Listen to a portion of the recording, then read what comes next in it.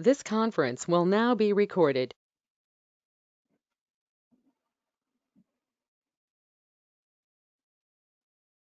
Okay. So what are the things which we have discussed in yesterday? So what are the things we have discussed in yesterday's class? Okay, that's it. I will try to update by end of the day. Yes, we have seen the comprehensions.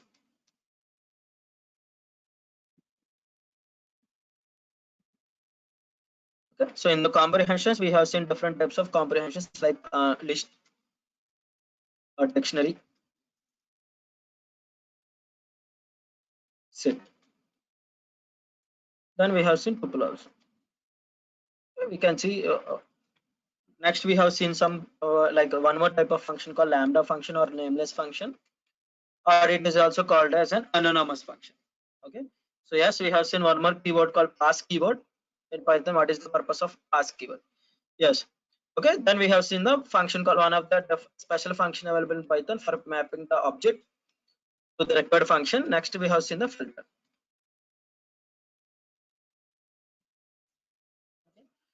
I think Imran, let us discuss in the last half an hour. So yesterday, like many times I have repeated regarding lambda function. Nowadays, I will try to explain once again. You can ask in the last half an hour because I have repeated them for multiple times. Okay. So these are the things which I have discussed yesterday mostly. So today we can see one more thing. So what are the things we have left yesterday? So we have left with few things.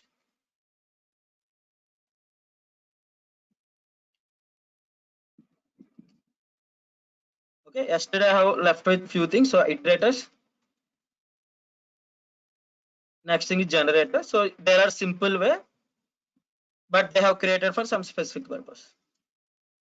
They are having some advantages for the remaining. Okay, so then we can see with the object oriented programming language.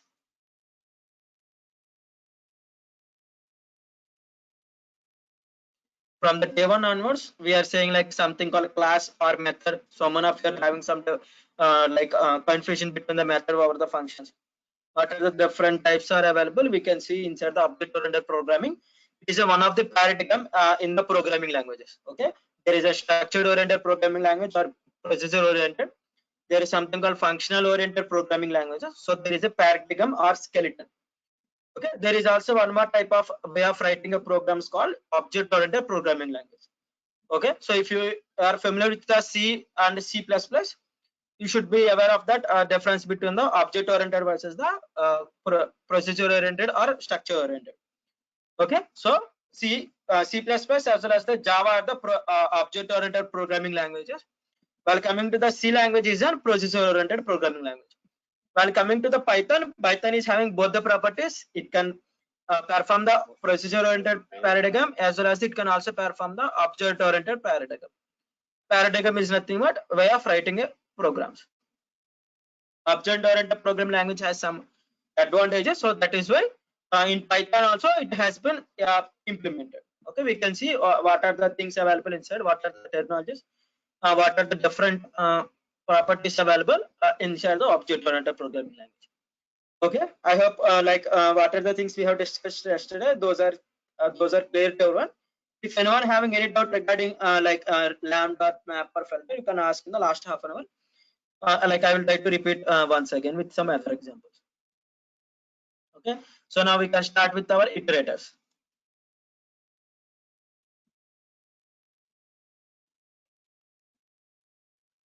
Okay, so previously we have seen few different types of data types which are iterators. What are the data types? Can anyone list out what are the data types available for the iterators? Property. Which data types are having the properties of iterating? Yes, list. Okay, list string. Good. Tuple, set, dictionary. Good.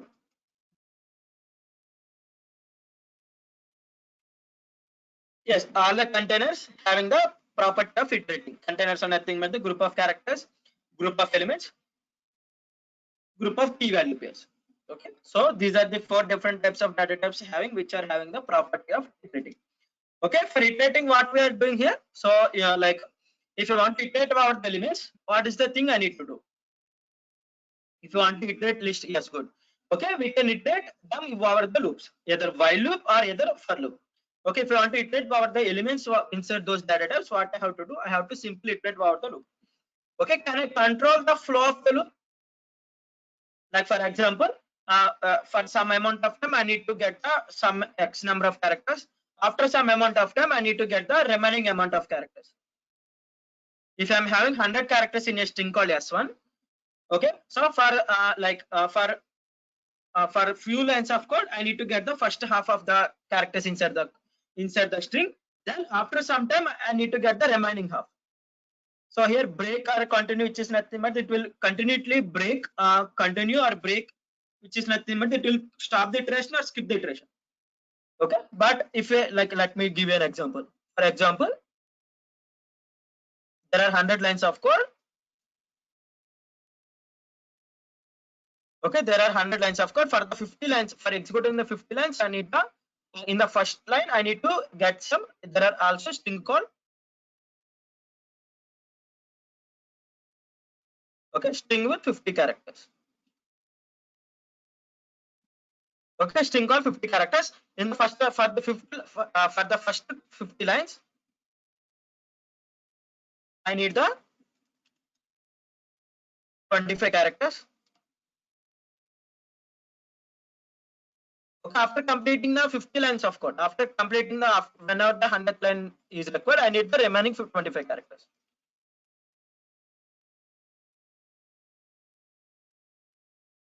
Okay, instead of like except or nothing but here I defined particularly only 25 characters. Okay, here particularly I defined the 25 characters. So by using the indexing, I can iterate over the group of characters. For example, for the first time, I can get the first half. So for the second time, I can get the second half. Okay, so indexing, by using indexing I can get. But if I don't know how many required number of characters I need for it at a time, okay, for example, for some time I need 10 characters, then 40 characters. Sometime I need the 40 characters, then next 10 characters. Okay, so in that cases, so what is happening here? Here we are controlling the by using the loops we can't control the flow. Okay, yes, we can control the flow using the break or continue, but we can't save the particular moment at which point of time I have skipped that particular iteration. Okay, and for from which point of time I have skipped the iteration. Okay, I can't save that particular state. Okay, so there are two states which is nothing but the, so half part will be gone for one state, remaining half part will be gone for the second state. Okay, by seeing the examples you will understand what is the thing I am trying to convey. So let us take a string like similarly. Okay, similar to let us take a string.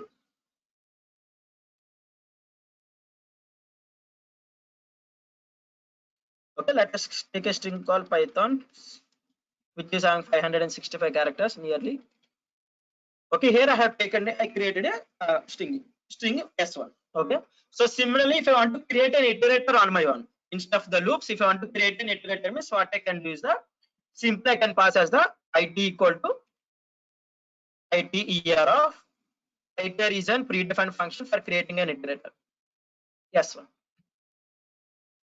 Okay, iter of S1 is an iterator. Okay, so it creates an iterator object. Okay, it creates an iterator object. I can use that for the loops, or I can get the data using one of the keyword called next. Okay, what is happening here? I have created an iterator. It can be like actually it is an iterator, so but it can be iterated over the loops only. But here what I have done, simply I have created an iterator on my own using the keyword called iter. Iter stands for iterator. If I want to get a character, okay, if I want to get a character from the string, means simply I have to use the next. There is a predefined function called next. Whenever I call the next, automatically I will be getting a single element from the group of elements. Okay, until unless second time I call the next, it will be the cursor will be waiting at the y position. Okay, that cursor is waiting at the y position. How many times I call the next position, automatically I will be getting the single by single character.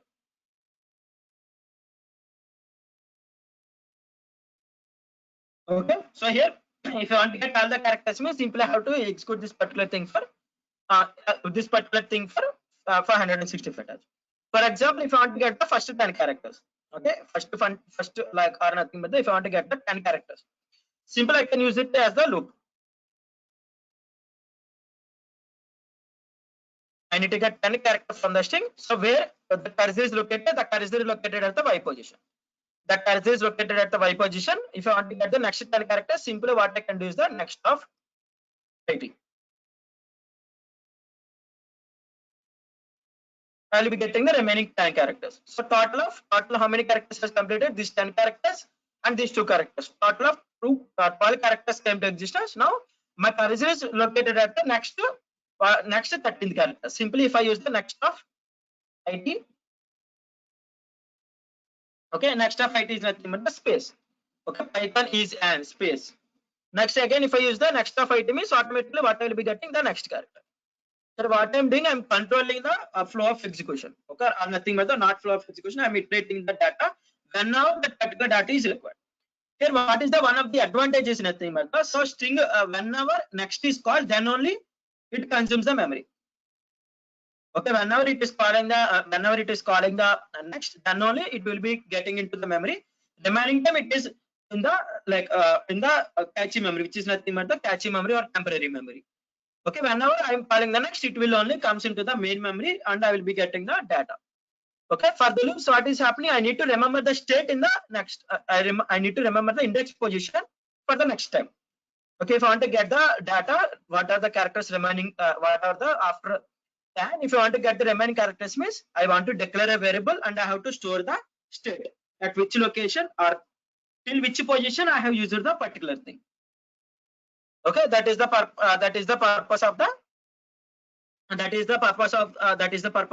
iterators. Then one more thing, whenever the operation has been completed, whenever these all the characters has been gotten out, which is nothing but the if all the characters are available, let me create a simple iterator.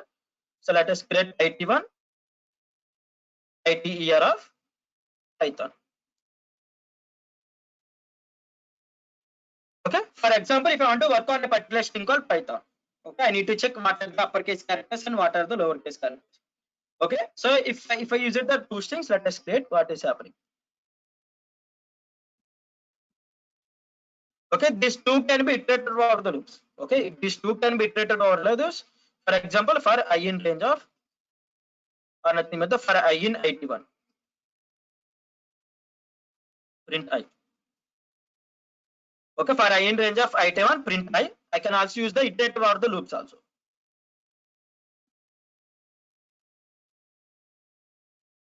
For J in 82.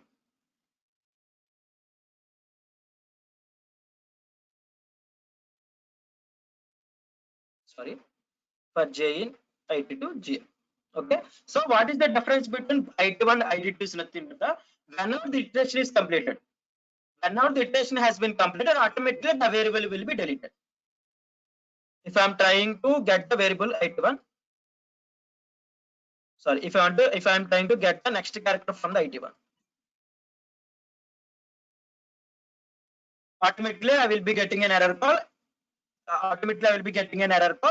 Stop iteration. Okay, what are the data available inside the particular variable? Automatically those elements will be deleted, which is nothing but here we are saving some amount of memory. Okay, for saving of the memory, so one of the advantages where what is the one of the advantages for creating the iterators is nothing but the whenever the iteration has been completed or nothing but the if there are 500 characters, if the first 10 characters has been completed, automatically that the amount of memory required for those 10 amount of characters will be saved automatically. Okay, for this purpose we will be using in which cases we have to use the iterator is nothing but if you are working on particular data type or if you are working on particular iterator. Okay, so whenever the operation has been completed on the elements, if you want to save some memory, then you can create an iterator. Okay, simply if I am trying to execute this particular, you can see what is happening if I execute the 2 things. Okay, again if I am trying to get that, here no elements are available in the IT1. Okay, in the IT2 the elements are already available because it has been stored in the main memory. Okay, so iterator whenever the iteration has been completed, the memory will be saved. But while coming to the main normal iterators, normal iterators, they will be saved permanently until unless you have like deleted the particular or until unless you clear the variable. Is it clear to everyone? Difference between creating our own iterators on and versus the using our predefined iterators.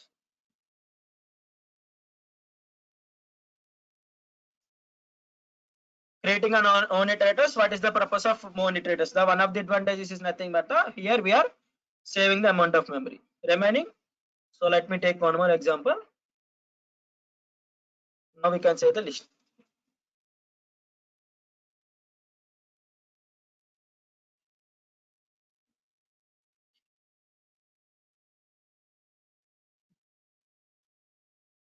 Okay, so list is an iterator. So I will try to explain in 1 second. So here list is an iterator which is used over the loops. Okay, so I am creating one more list with the same elements for the as the iterator.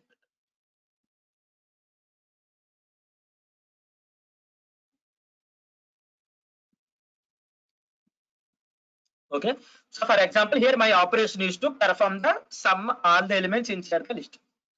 Okay, sum all the elements inside the list. So you have taken the, like yesterday we have seen map function. Now you can take the input from the user and you can store into a particular variable. Okay, you can split and you can convert to the integers. Here my condition is to sum all the elements inside the list. Okay, so for that purpose, what I have done is I have stored in two different ways. Okay, one is the list, and next thing is the iterator object. Okay.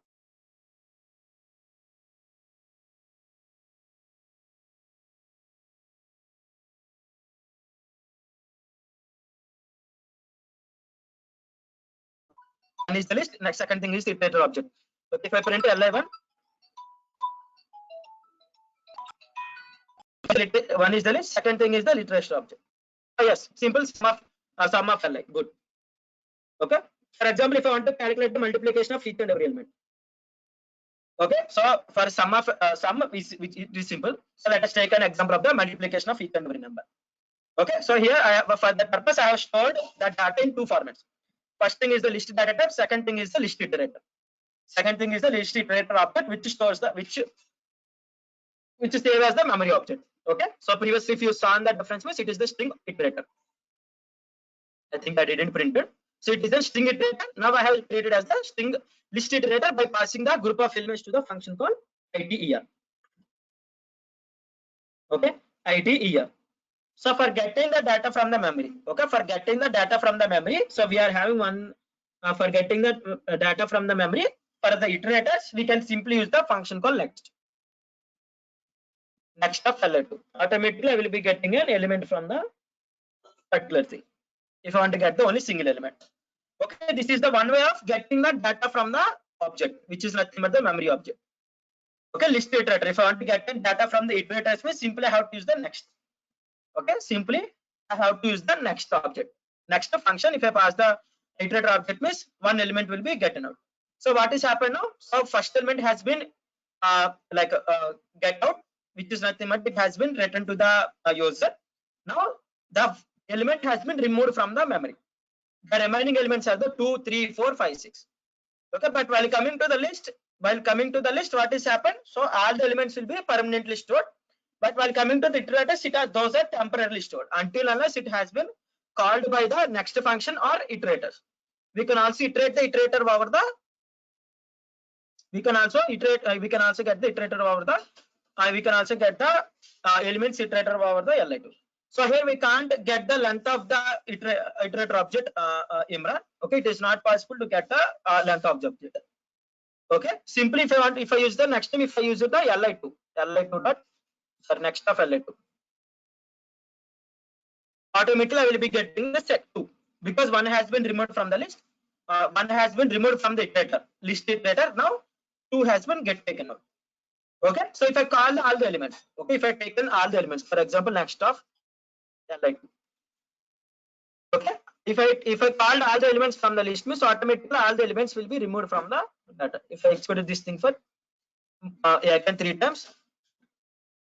Okay, now if I'm trying to call the next of elements, automatically I will be getting an error because all the elements has been removed from the list, so the iteration has been stopped. the iteration has been stopped, so there are no elements inside the list. Okay, what is my operation? Simply calculate the multiplication of the elements which are given by the user. Okay, after doing the multiplication, what happened? I have simply, if I use the iterator means, automatically what are the memory available, what are the memory it has been taken by the those data, it has been saved. But while coming to the Li2, how many times I have, like, it is the permanent storage. Until unless I have like closed this file, the automatically that it takes that occupies that particular amount of memory. I can use the elements inside the list Li for multiple times. Okay, depending upon our situation, if you are using the data for multiple times, simply create those as the normal iterators. If you are using for one-time iterations, it is like, if you are using for one time, it is best practice to create as an iterator. Okay, so like depending upon your usage. Okay, or otherwise you can create like you can create, and after completing your operation, you can clear the memory using the like list dot clear. Okay, otherwise you can use iterator, or so iterator is one of the optional concept in Python. So in mostly like it is having one of the advantage where we are working on a huge amount of data. In that cases, for saving of the memory, we will be using the iterators. Okay, I hope you got some idea about the regarding the iterators. Okay, you can iterate over the loops as soon as you can get the data using the next. Okay, let me give you one more example. Let me take it here. Let me create another time iterator. Okay, so if I'm using this particular thing for 3 times, so for I in range of p. If I get the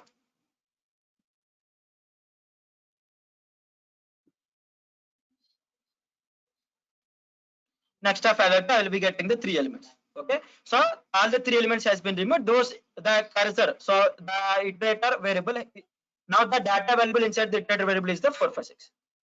Now if I'm executing the same thing, means automatically what will be happening? I will be getting the 4, 5, 6. Okay, again if I'm trying to print means it doesn't return anything because it is not having anything.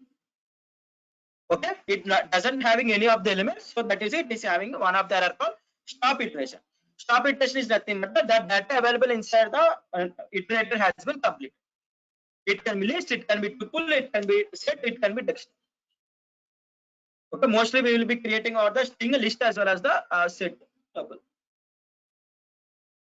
Okay, did you got some idea what is the purpose of iterators? You can directly either use the normal like general data type iterators, or you can create your own iterators. Okay, which is nothing but it is one thing, it is saving the state of our of the data. Next thing is it is saving the memory. Okay, similar to the iterator, we are having something called generator. Okay, generator is also similar to the iterator, so but which is nothing but the, so like while creating the functions. Okay, while creating the functions, what is happening? If I use the return keyword inside the function, okay, will the block of code will be executed bottom of the return. If I return some value from the function, if there are group of code bottom of the return, will those code will be executed or not?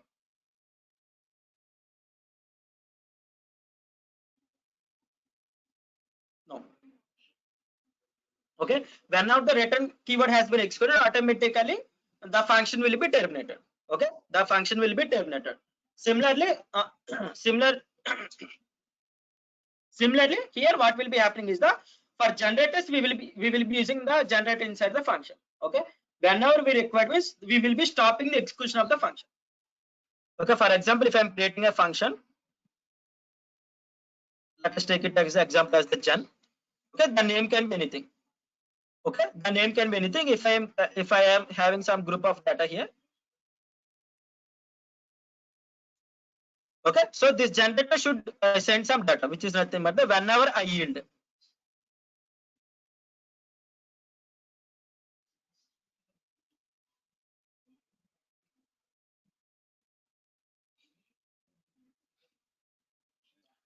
Okay, so what is happening here? Whenever if I want to stop the execution of, which is nothing but if I want to like control the execution flow of the function, then I can use the generators.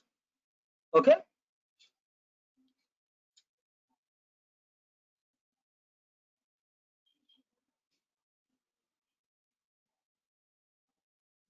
Let us take it as the simple variable equal to 10. Yield A.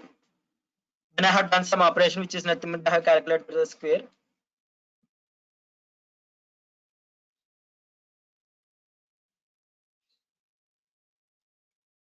Okay, I have calculated some iteration. Then now what will be happening? I am sending the data to the main loop, main function. Again, I am calculating some thing. Now I am sending to the main function.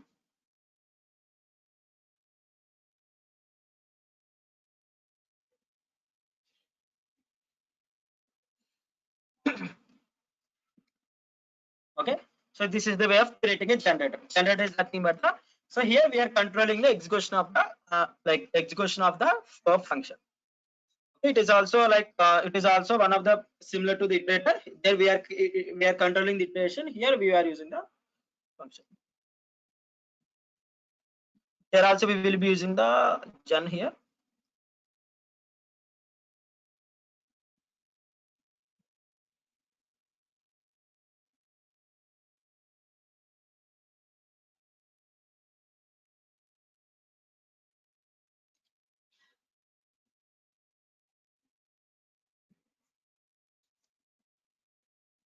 Wait a second. So here what happened? So function object has not worked.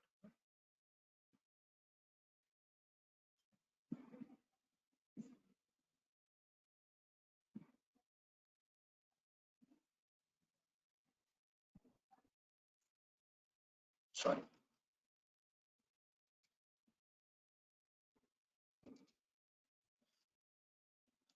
Yes, sorry, I have forgotten to create a generator object.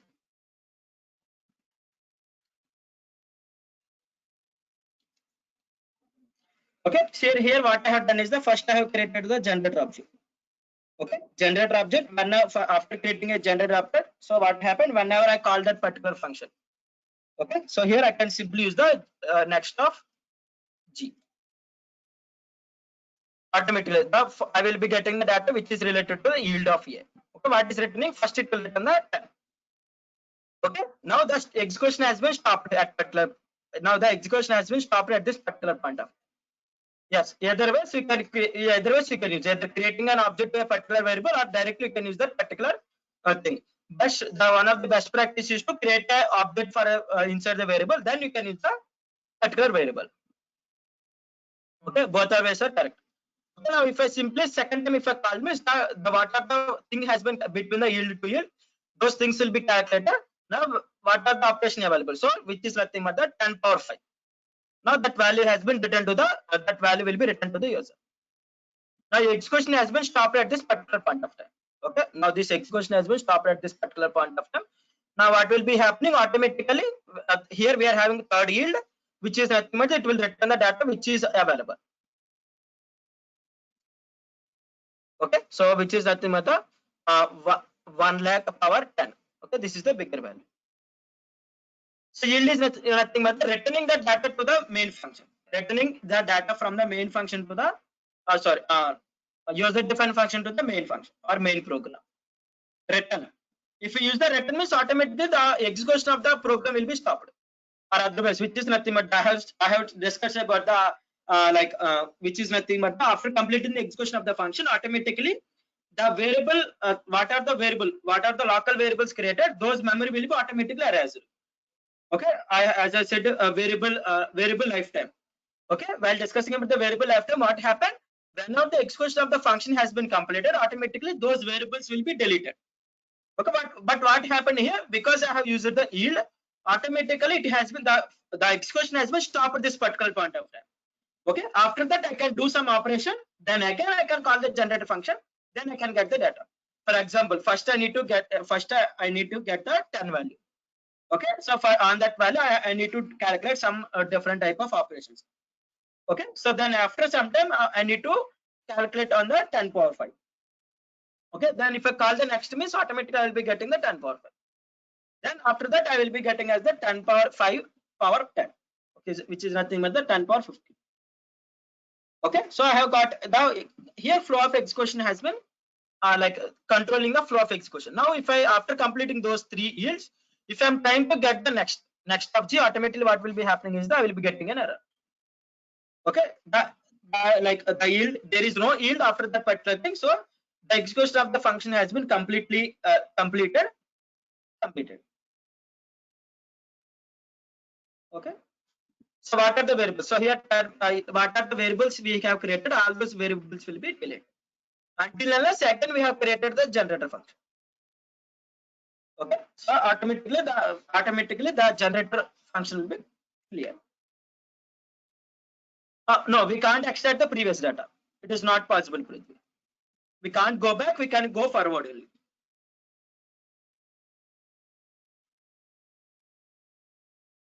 Okay, I hope you got it. Okay, previously as we said, previously also we have created the generators. Okay, tuple comprehension. Yesterday I have discussed about the tuple comprehension. Okay, so for if I'm creating a tuple comprehension for I in range of, here automatically T1 is a tuple generator. So generated, it is a generator object, generator expression. It is automatically generator expression. Okay, so if I want to get the data from this particular thing, simply I have to use the next of T1. Okay, I will be getting the elements based on the. It is also similar to the generator, but it is having one of the property called yield. Okay, yielding the data from the generator. Okay, both are having the similar properties. Okay, the one of that both are having the one of the advantage, which is nothing but the saving of the memory. Until unless I am calling this particular generator, it is not occupying any of the memory. Okay, until unless I am calling this generator, it is not occupying any of the memory. That is the one of the advantage. After calling this particular T1, then only it is occupying a memory. Okay, so it is also similar. So it is also similar to the range function or range of 0, 100. Okay, so range object it is also similar to. So what is happening here? 100 elements. Whenever I have created an range Li equal to range of 0 to 100, automatically it is occupying the memory for the 0 to 100 elements. Okay, but for the generator, it is not occupying the memory for the 0 to 100 elements until unless I'm calling that particular element. Then only it is occupying the memory. That is the one of the advantage.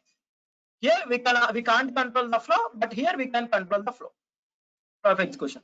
For example, if I iterated what the loops means for I in range of for I in Li. Okay, for I in Li. So for example, if I equal to 10, break. Print I. If I equal to 10, automatically they break. What is happened here? Automatically it has been like it has been breaked if I equal to 10. Again, if I am trying to use the same thing, again it will be starting from the starting onwards. Again, the iteration will be started from the starting onwards. But while coming to the generator or iterator, it will be stopped. It will be stops the iteration. Okay. For example, I have created an I think I have created T1. Okay. T1, if I am doing for the same T1 generated object, what will be happening? So whenever the 10 occurs, it has been stopped. Okay, but if I am executing the second time, it will take it will be giving other things. So let me give me the 20 here, because 10 doesn't occur because it is starting from the 11. Sorry, T1. Okay, it is starting from the 11. But while coming to the normal range function, which is nothing but the group of elements, it is also creating the group of elements. For that purpose, it is not stopping the control flow. Here we are controlling the execution. It comes to the memory until unless it is executed. Okay, generator and iterators can be also used over the loops. Okay, maybe we are somewhat confused, but it is like while entering into the development environment, you will be having a exact like differentiation between the while working on the huge amount of code. Then you will get the like differentiation between both the things. Okay, so like because I didn't use these things practically, but I know how to use them. That's it. Okay, so if we are using practical elements, then like any of the practical applications, or any of the like real world applications, then you will be having the exact things why we are using the generators or iterators. Okay, so for like why they have created is nothing but one of the main advantages is nothing but the saving some amount of memory, as well as the execution time also will be less. Okay, the execution time compared to the range function while compared to the generator will be very differentiation. Okay, for the generator it takes less amount of time for executing the elements inside the generator, but while coming to the range function it takes more amount of time. Okay, so if it is best practice, if you are if you need to iterate about the group of numbers, it is best way to iterate about the generator instead of the range function. Okay, so if the time is the main criteria at our place, okay, if the time is the main criteria for your application, then it is best to create the generator instead of direct range function, okay, or direct list. Okay, do you got some idea regarding the iterator and the generator? Respond in the chat box so that we can continue to the next part.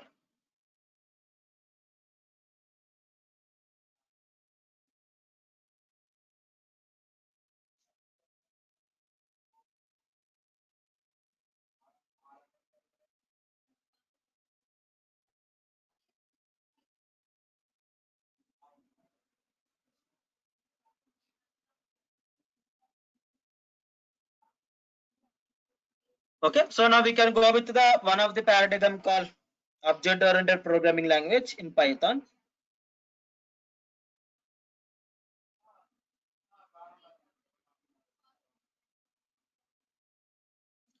Okay,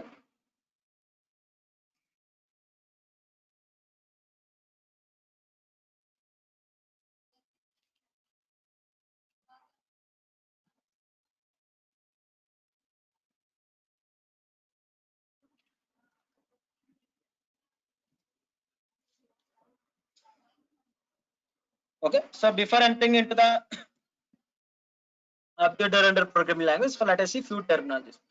Okay, few different terminologies. So first thing is the attribute. Okay, we will be calling few terminologies. So those are we know them, but we don't know what is meant by the attribute. Okay, we know what is meant by exactly what is the thing called attribute, and nothing but the which is nothing but the variables created inside class. Okay, if I created a variable inside the class, okay, we can see what is meant by class, how we will be creating the class. So here, like for the functions, so it is a one of the skeleton structure. Okay, so update or oops is a nothing but the particular way of writing the code, or nothing but a particular way of writing the block of code. Okay, so simple oops is nothing but the a way of writing our code. Okay, next thing is nothing but the method. Next thing method, I have called you so many times. So string methods, list methods, and all those things. Why I have called those methods is nothing but the so string is a class, integer is a class.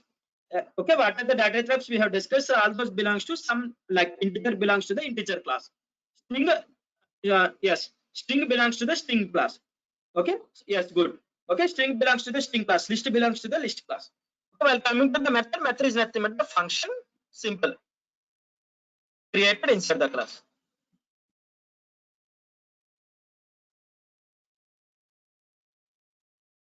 Yes. Okay, so attribute are nothing but the attribute is nothing but the variables. So variables are nothing but, I hope you all know what is the purpose of the variable. Okay, so variable is nothing but the variables which store some value. So attributes, and next one is the method. Method is nothing but the simple function. Okay, it is also a function, but it has been located inside the class. Okay, that is the one of the difference. There is no nothing about that about difference between the method versus the class. But if I want to call the function is simple, I can call the if I want to execute a function is simply I have to call the function. But for example, if I want to execute a method means I can execute the particular method based on the class itself. From the class, then only I can call the particular method.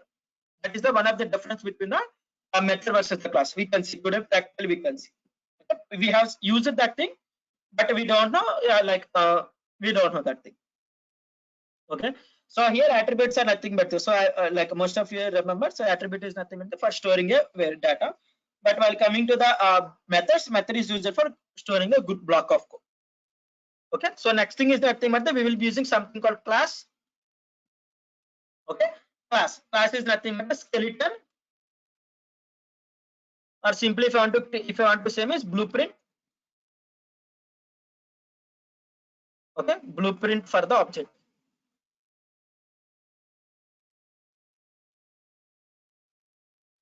Okay, blueprint for the object. Simply if I want to say what is meant by class is nothing but a class is a blueprint for the object.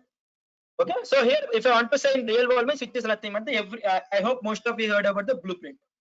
What is the purpose of the blueprint? Anyone know what is meant by blueprint? The English meaning, not program it value, blueprint. What is meant by blueprint?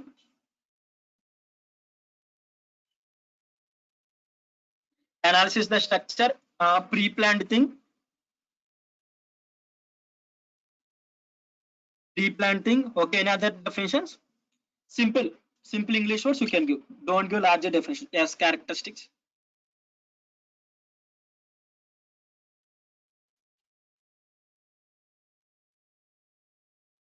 Design, yes. Okay, so blueprint, if I want to say design or pattern to be followed, yes. Okay, what are the definition you have said? All those are correct. If you are from CSE background or if you are from EEE background, you will be drawing some diagrams. Okay, nothing but the circuit diagrams. Okay, from that circuit you will be building some application. Okay, for example, if there is a blueprint is nothing but a simple design. Okay, design of a thing. Okay, design of a thing or nothing but it is a object. Again here object. Okay, for example, if I am saying an Tesla car blueprint of a Tesla car. From the blueprint, I can construct different colors of a Tesla car. Okay, if I'm having a single blueprint means I can design different. If I can design different colors of a Tesla car. Okay, construction is same, but I am doing here. I am modifying the actual color. Okay, I'm simply modifying the color, but actual everything design. Okay, everything is similar. Okay, so here design is nothing. So class is nothing but a blueprint for the object. Then we are having something called object. Okay, object is nothing but the object is simply called as the created from the blueprint or nothing but the copy of the class or nothing but the simply I have to say is nothing but instance. Yes, good. Instance of the class. Yes. Okay, instance of the class or nothing but the instance of the class. Okay, so here what I am doing, so from the blueprint what I have done, I have constructed an object which is nothing but if I'm having a design, if I'm having a blueprint on the chart, I am having a blueprint which is nothing but on the chart or on the system, I have constructed the design. From the design, if I'm constructed a Tesla car, which is nothing but the object instance or nothing but the copy of the class or nothing but the real world. I'm making what are the thing I have assumed, I have kept it to the real world. Okay, instance of the class. Simple, the meaning is nothing but the instance of the class. Okay, so similarly, like does blueprint occupies any of the space in the real world? So if I have constructed a blueprint inside my computer, will it occupies in any space in my room? Will it occupies any space in my room? No, definitely no, because it has been constructed inside the system. So it occupies some amount of very less amount of less amount of MB inside my system, but it doesn't occupy any of the space in my room. Neglected. Good. Okay, it is neglected. So while creating the class, it is also not saving any of the memory. No memory. It doesn't occupy any of the memory. But while creating the object, it occupies. If I created a car means definitely it will occupy some space in the real world. Similarly, if I created an object means automatically based on the how much heavy element or nothing but how much strong element I have used or nothing but how much size of the sensors I have used. Okay, depending upon the weight or nothing but the amount of memory or the amount of space it occupied in the real world, it takes. But while coming to the blueprint will be, it doesn't occupy any of the space memory inside that the class. while creating the class, it doesn't occupy any of the memory inside the program. But while coming to the object, whenever until unless I create the object, it occupies the memory.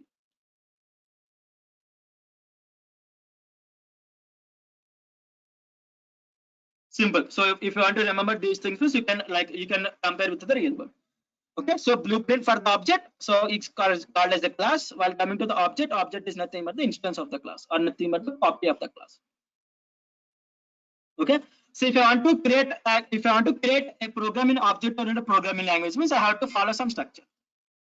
Okay, I have to follow some structure. So let us see what is the syntax or nothing but the, what is the structure. How I want to, so if you want to design a car, means you should follow some guidelines. Okay, definitely you should follow some guidelines.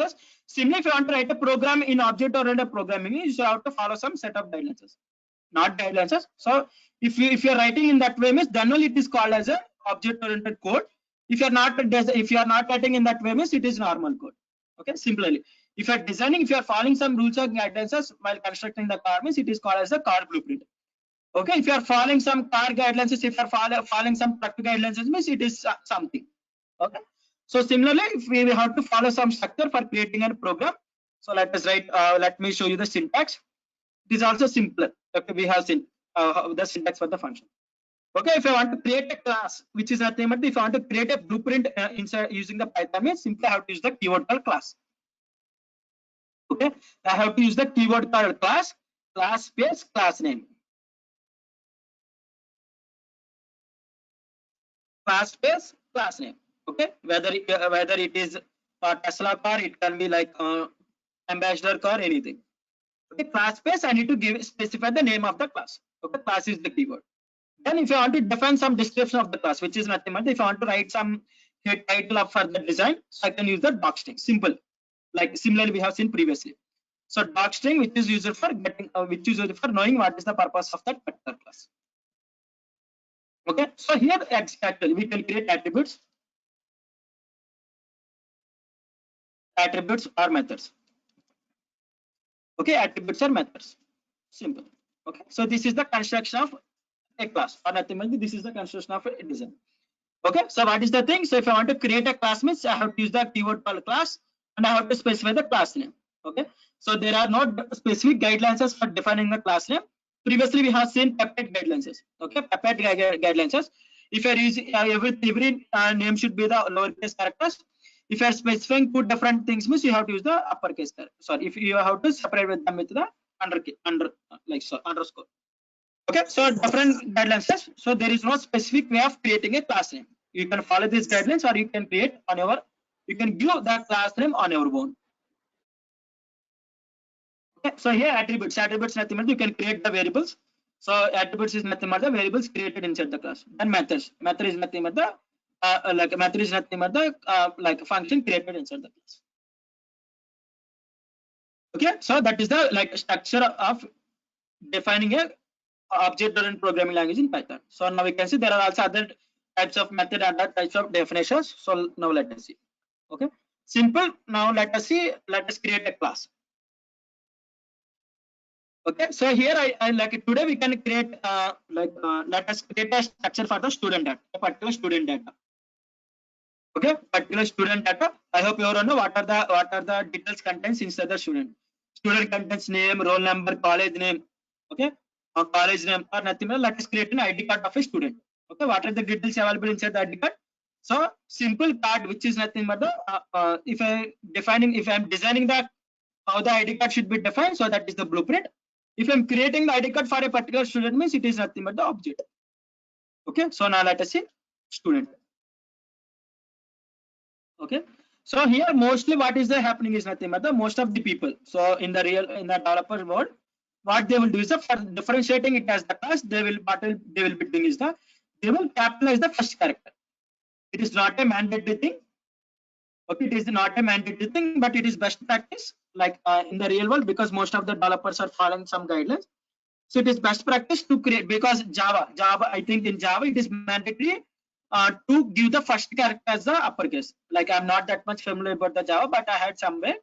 So the first but here in Python it is not a mandatory, but it is best practice to create the first character of the class name as the uppercase characters. then what is the thing? You can create the some doc string. Okay, so this is the blueprint created for student. Let us take as the student ID card. Okay, so this is the empty string. Now I didn't define any of the details, so let us use the pass. Okay, so what is happened here? I have created an empty string. Okay, so just now design, I have started the design, so I have put the title, that thing. Okay, so what is the title here? This is the blueprint created for student ID card. Okay, simply if you want to create an object, okay, which is nothing but from the blueprint, if I want to create the object means simply you have to call that particular class. For example, if I want to create a blueprint for APSSDC, I want to create an ID card for APSSDC, what you have to do is this, simply have to call that particular class.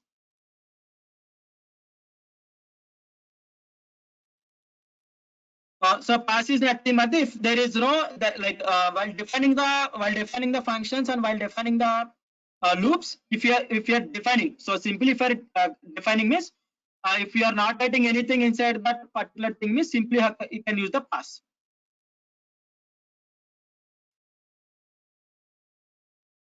Okay, pass is nothing but the simply, so in quizzes we will be passing the question, pass to the next person. Not, it is not a mandatory. So because we have defined some doc string inside the class, okay, it will not give any of the errors. If you are not writing anything inside the class, but if you want to declare an empty class, simply you are interested to create an empty class, then instead of that you can use the pass. For example, simply I am creating a student 2. No, I am not interested to write anything inside the class. Okay, in that case, if you want to create that empty class means instead of that, if you create like this means I will be getting an error because I didn't written anything. In that case, simply you can use the pass. Okay, yesterday I have discussed regarding the regarding pass. Okay, so what I have done, simply I have written a document string. Okay, so for creating an object which is nothing but I have to call the particular class. Automatically, what will be happening is the object student object will be automatically assigned to the variable called APSSDC.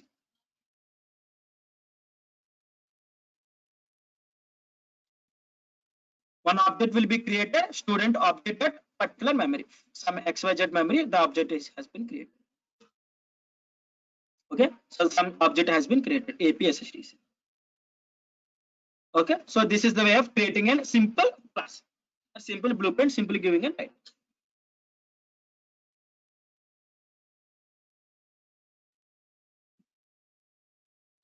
Okay, if you want to know what is the purpose of that class, okay, if you want to get this particular doc string, what is the thing I need to do? If you want to get this doc string, what I need to do? Previously, we have seen how to get the document string from the functions or modules or packages. Yes. Yes, good. Okay, not from the class, simply because class doesn't do anything. Okay, simply I have to use the APSSDC dot underscore doc. Okay, this is the blueprint created for a student ID card. So simply I didn't written anything, so that is it. Okay, so student doesn't have anything because the instance doesn't created, so student will not return anything. Okay.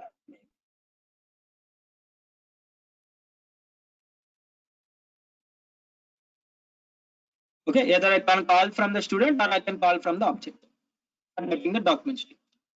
Both the things are correct.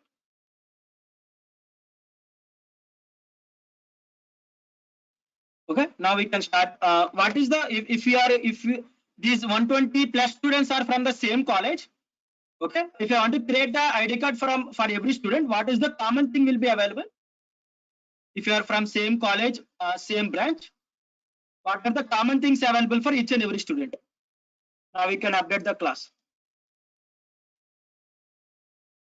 What are the same components will be available?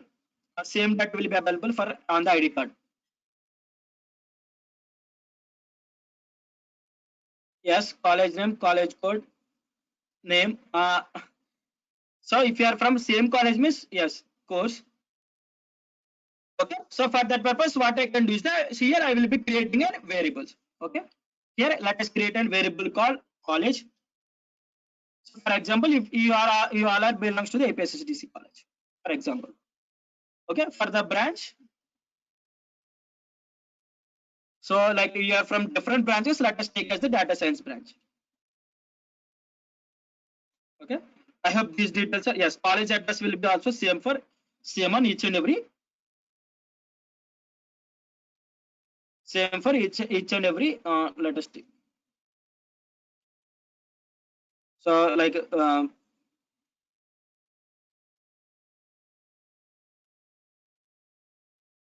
APSDC office has been located at the APSDC office has been located at the located at Tadepalli. So automatically what I have done, I have taken those three variables, which are nothing but the attributes.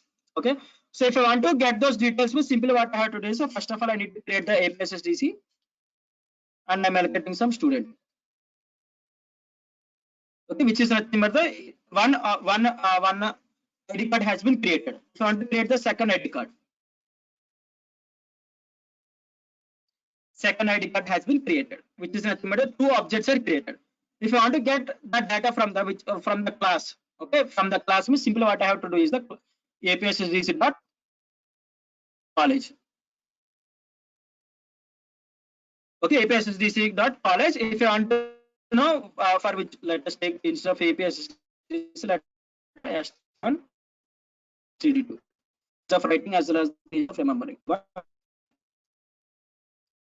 Okay, I created the ID cards for two different students. So first student belongs to what is the college. Okay, if you want to know what is the college name of a particular student, what is the college name for student two, because those two students belongs to the same college. Those two students belongs to the same college, so that is I have got the output as the STD1. Sorry, both the college students are having the APSSDC. Okay. So now we have added some data: college address, college branch. Simply, if you want to know the college address of particular student STD1, simply I have to call the college address.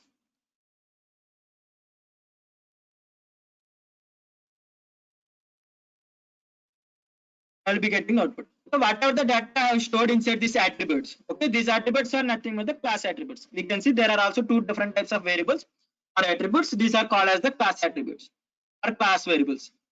Class variables or class attributes, both are same. Okay. Let me copy this and let me create the first method. Okay, we are having inside the class, we are having one method called instance method. Okay, so for there is one method which is available for each and every class mostly. Okay, till now what are the methods we have, till now what are the classes we have defined, till now what are the classes we have created, those are one way. So exact way of defining a particular empty class is nothing but the initializing the instance variable instance in it.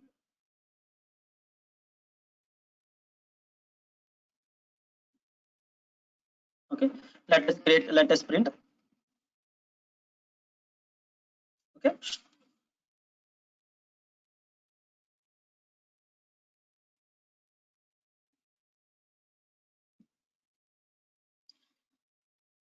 student object. Now let us see what is happening. We are having one of the method called init dunder underscore underscore init underscore underscore, or it is also called as the dunder init. Okay, shortcut. Instead of calling underscore underscore init underscore underscore, we will be calling it as the dunder init. Most of the like terminology in the real world, or it is also called as the constructor. Okay, so constructor, which is a constructor or dunder init or in instance method.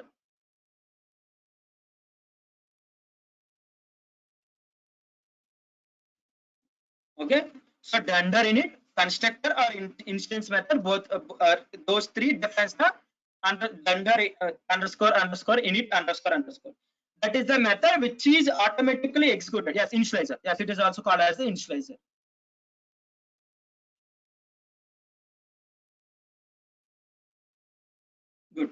Okay, it is also called as the initializer, which is nothing but whenever I'm creating an object, okay, whenever I'm creating an object, automatically init method will be executed. Okay, whenever I'm creating an object. For example, let us create two different objects. Whenever I'm creating an object, automatically init method will be automatically initialized.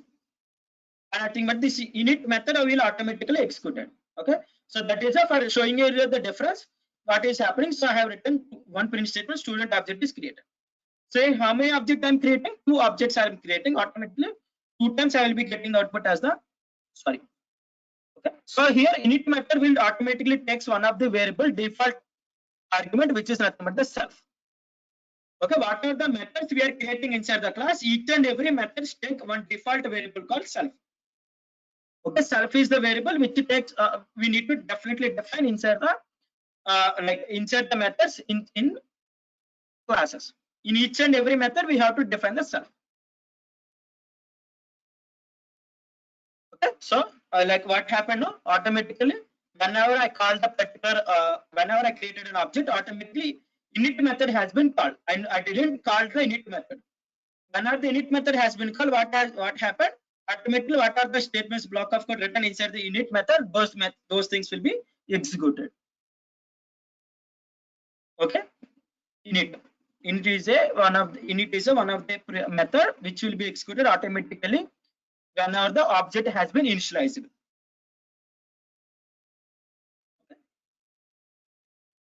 Mostly what are the other things, what are the things we are taking to the input? Mostly what we are doing is the what are the yes, it is default. Yes, it is default. It is the default method. We can't modify the name of the init. It is the default method. Okay, so here now let us see next thing. So what are the other things will be the variables? So first thing is the common things for the every student is the college, branch, address. So what are the new things will be available? So the new thing should be the roll number will be different for everyone. Roll number will be different from what's the use of init method. Okay, so for example, if you want to initialize some variables to the for the class, okay, or nothing but like let us see while discussing the remaining things, we will observe the purpose of the init method. Okay, so for initializing the variables, okay, for initializing the variables or nothing but the instance variables, we will be using the init method. Okay, for example, for now we know that we need a roll number on the ID card, name. First we need name, not roll number. Name we need. These are the arguments for the particular function. Okay, init is the function. So name, roll number. Then what is the other thing? Let us take phone number.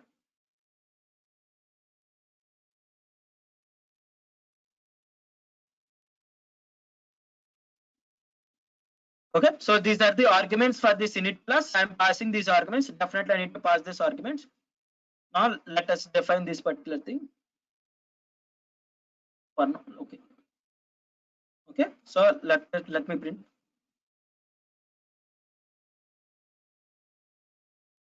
Yes, these attributes will be available. You can access these attributes. These are called as the class attributes. After the init method also is initialized, we can access these methods from the class. Okay, for example, if you want to get the college student name,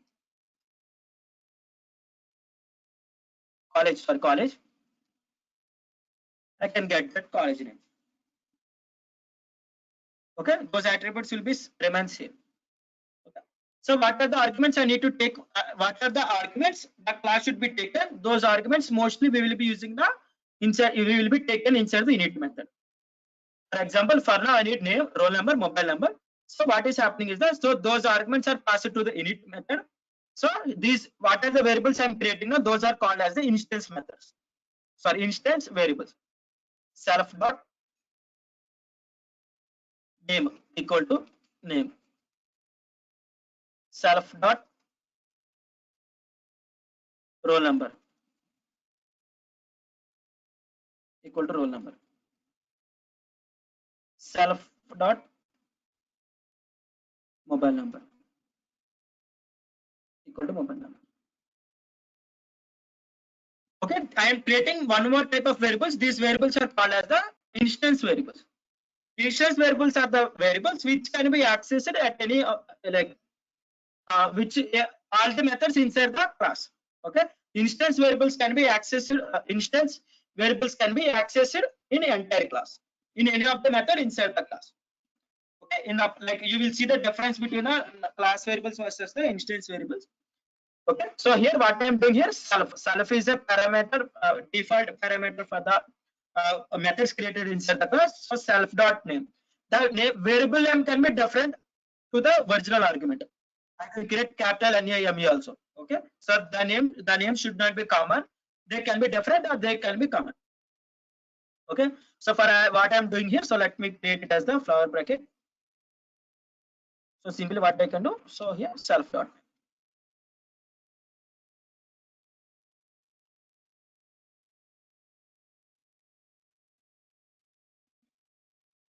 Okay, so now what I have done for getting ID card details, what I have done, I have created few more things: self dot name, self dot roll number, self dot mobile number.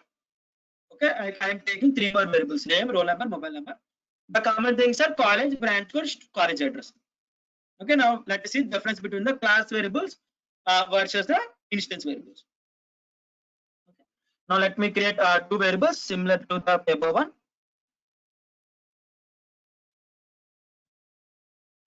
Okay, now for the class, what are the requirements? Now I need to pass the name, roll number, and mobile number. Let us take as the name as the APSSDC, or let us take it as the Python. Roll number is 123456.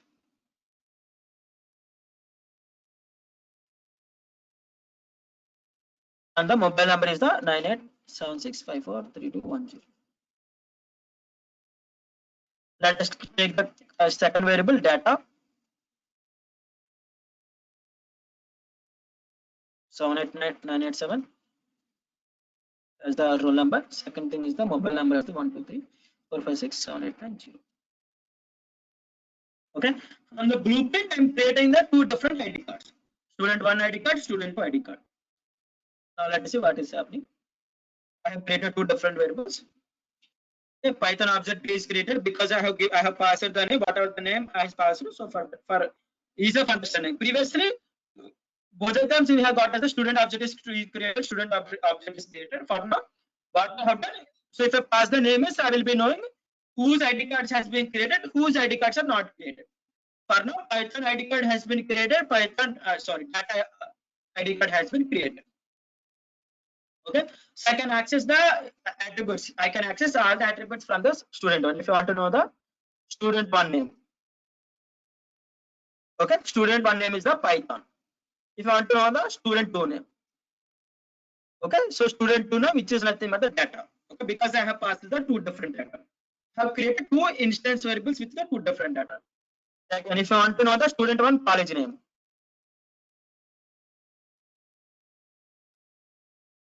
comma student two a college name.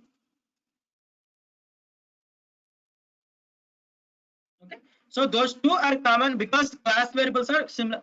Class variables are common for each and every object. While coming to the instance variable will be different from instance to instance. If you pass the same data means the data will be same. If I am passing different data means the instance variable data will be different.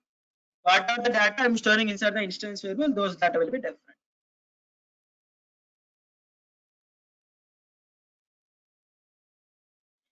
Okay, those two are saved at different locations.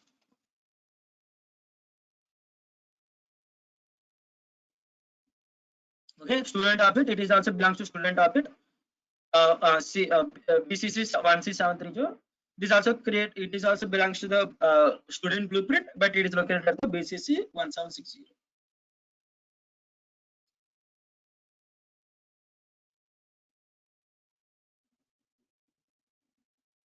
Is it date or one till now?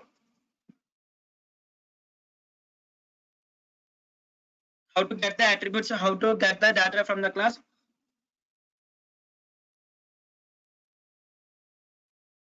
Okay, till now we didn't create one of the method, init method or method. Now we can see the user different methods or static.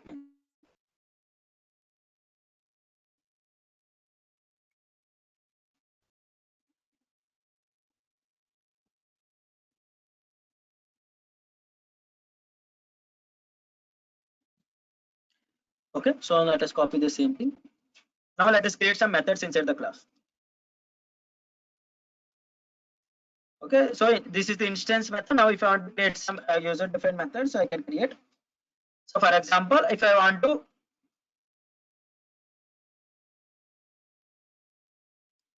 let us take subject marks. Now like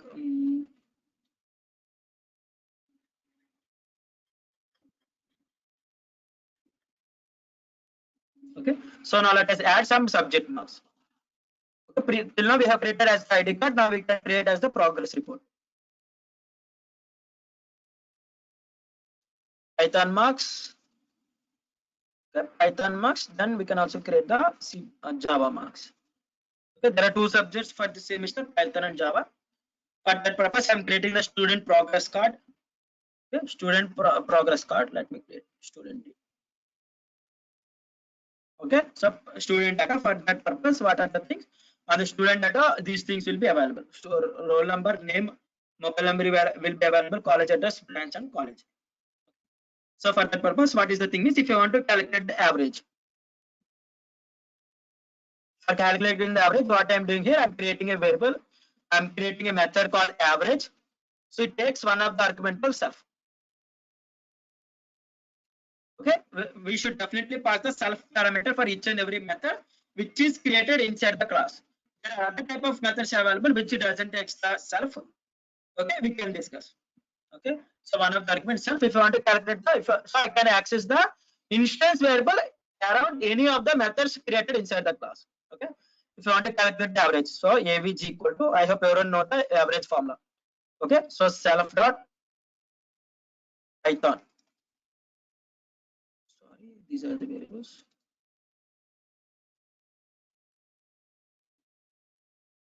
Self.python plus self.java by 2.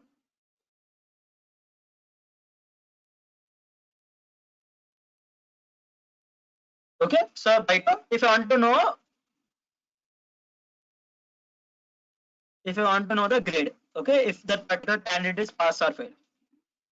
Okay, for that purpose, let us write as the status.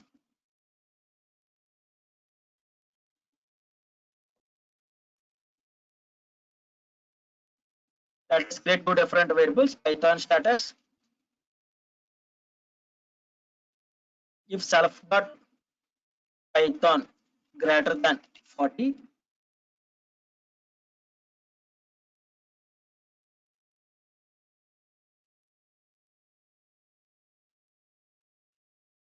you have passed.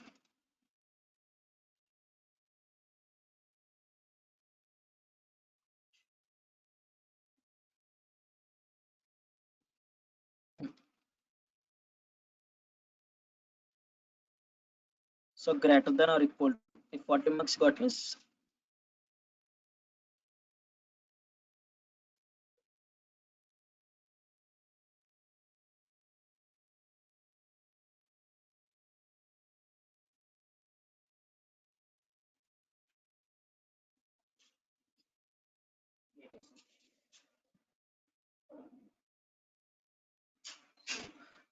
okay. So here I have created and for the status for the Python.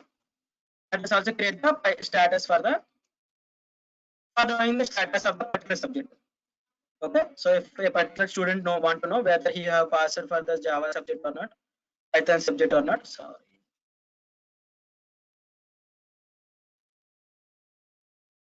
Let us create as the Java subject. Self.java.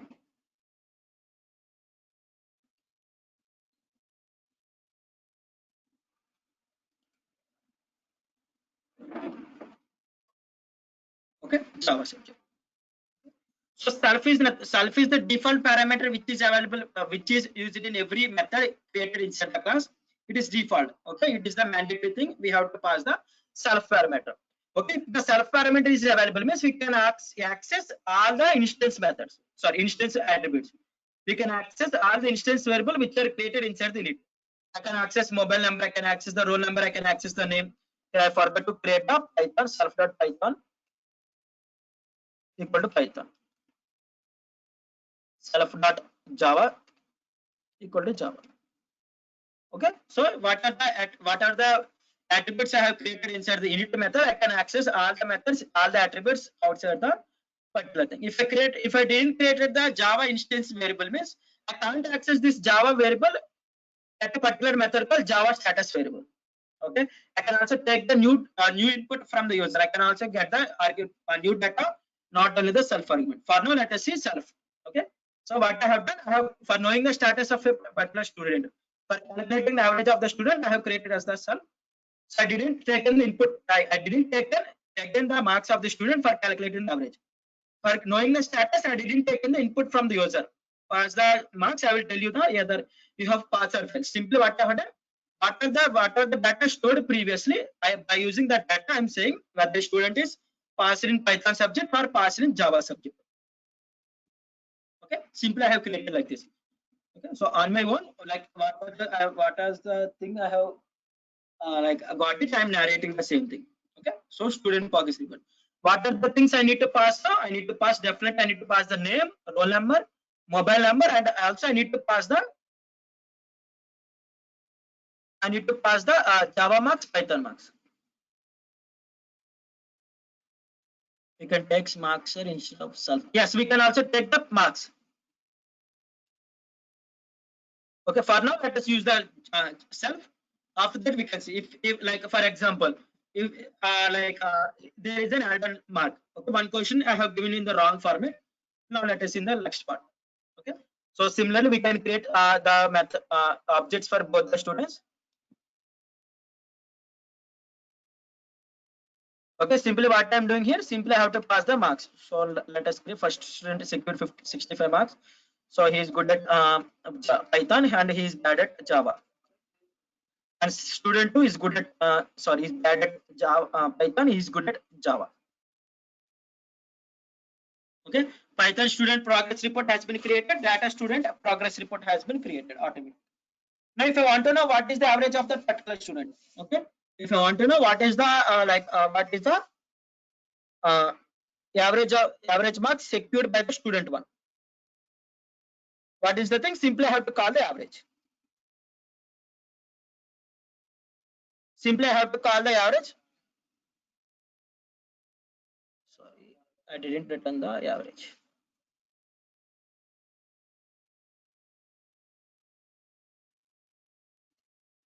Okay, the first student secured the average of 75. Okay, so let us take as the 75%. Second student, now let us say how much percentage. So because I have given the same marks, mostly he also will secure the same percentage.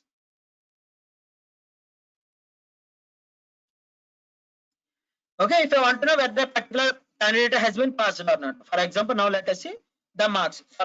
First let us see the marks of the student how much marks the student 1 got, how much marks student 2 got.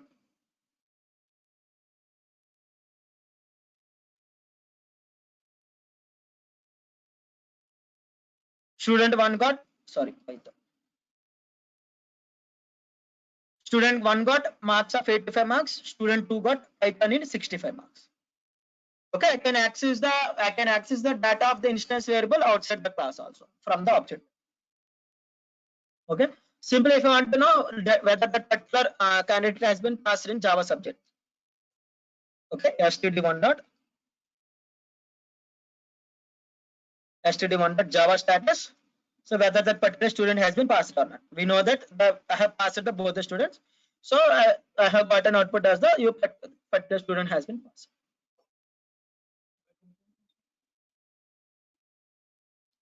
Okay, you can also check the Python status and remaining, vice versa.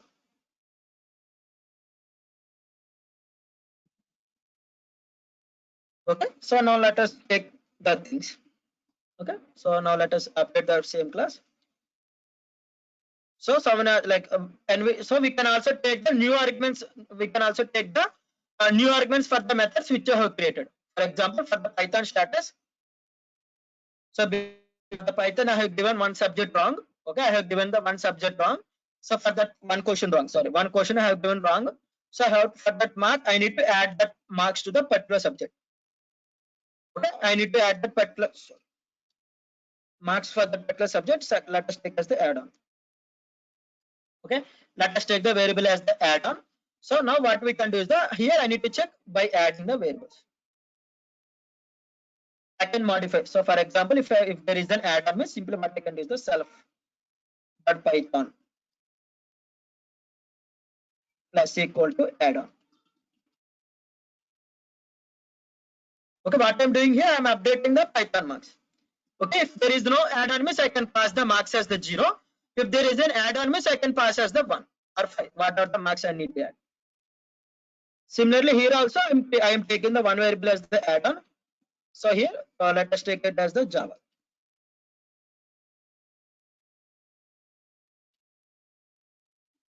Okay, so what are the attribute? What are the variable? This add-on is different from this add-on. I can't access this variable here. I can't access this add-on variable here. Both are similar. Both are different. Okay, both add-ons are different. Okay, so but while coming to the, I can access the instance variable Python in PyStatus method. I can also access the Python instance variable in Java status variable. But while coming to this add-on, for example, let me differentiate this one. Py add-on, Py add-on, J add-on. Okay, so this Python add-on is I can't access Python add-on in Java status. I can't access J add-on in anywhere inside the class. That is the one of the differentiation between the instance methods for instance attributes versus the method attributes or arguments. Okay, now let us see what is happening. Okay, now what is the thing I need to create? Let us create the same marks. Now let us fail the guy. So let us take it as the 35. Let us create as the 4. So let us create 25. Okay, now I have created the student marks. Now what happened is nothing but the one question has been added on. Okay, one question Python question has been added on for the both the students. So what is the thing I need to know? If I want to know the status, like one more thing I need to do for so for now. Okay, what we can do is nothing but so now let us create the Python status. Okay, so std1 dot Python status. Sorry, status. What is the thing I need to pass here? Now I need to pass whether the particular add-on is available or not. If there is a add-on means I have to pass the 5 marks. Automatically I can know the particular student. If I observe here, the first student got only the 35 marks. Here I'm adding 5 more marks. Automatically the student is passed. Okay, the particular student has been passed. While coming to the second student, if I didn't given any of the marks for the second student means, now let us see the student marks. Because I have updated the student 1 marks Python. Okay, if you want to know the how much marks that particular student has secured, so because I have already created the add-on, automatically it has been updated the instance variable. Okay, it will automatically update the instance variable. I can't access the variable called Py add-on.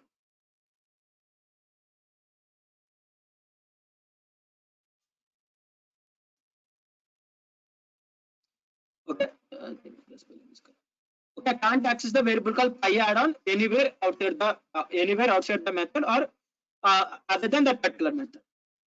Okay, this is normal argument. Okay, whenever the execution of the particular method has been completed, automatically that variable will be deleted. Okay, lifetime, as I discussed in lifetime of the variable regarding the function, the same way. Okay, but while coming to the self variable, I can access anywhere, any point of time. Instance variable. That is the main difference between the instance variable versus the normal variables.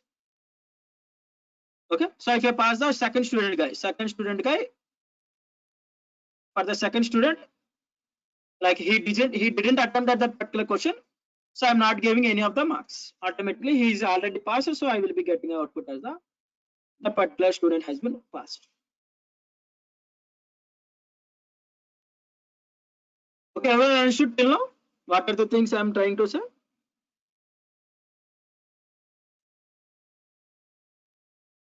Everyone understood? If anyone having any doubt means you can ask me now. difference between class. These are called as the class. These are called as the class attributes. These are called as the instance attributes. These class attributes can also access anywhere at the class. Class at instance variables also can be accessed anywhere at the class. Everyone understood till now?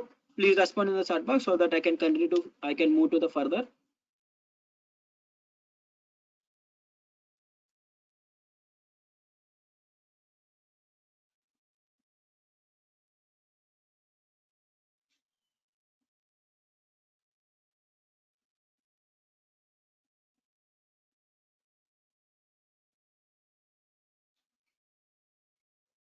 So if you want to explain 1 second, miss, I will try to explain. Like I am getting no response. 2 responses I got. Remind me.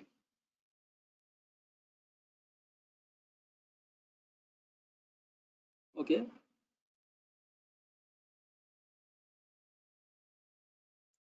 Self is the parameter, default parameter. Self is the default parameter inside the whenever we are creating a method, definitely we have to pass one parameter called self.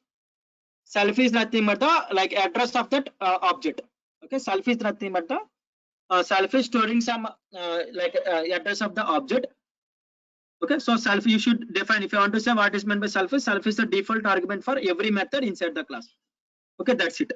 Okay, so for now, like remember that's it. Don't go beyond. Okay, so self is the parameter which is the default parameter, default argument for every method inside the class. What are the so init method is nothing but the so init is nothing but a default initializer constructor. If you want to initialize some variables, okay, nothing but the if you want to initialize some variables automatically whenever the class is created. Okay, and that purpose I can use this init function. What are the data I am returning inside the init method? Everything will be initialized automatically whenever the object has been created. Whenever I created object, automatically these variables will be initialized.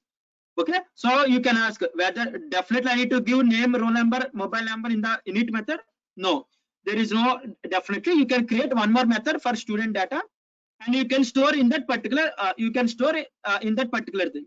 But what is the main purpose is nothing but the what are the methods, what are the variables you have created, you can access in average method in every method of the class. You can access this, you can access an average method, you can access in PyStatus method, you can access in Java method.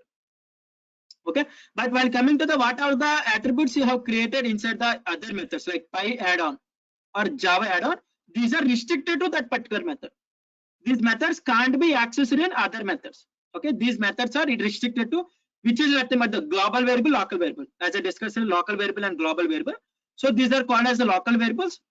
If you want to understand clearly means, for example, not those are not called as the local variables or global variables. So if you want to understand me, these are called as the local variables and these are called as the global variables.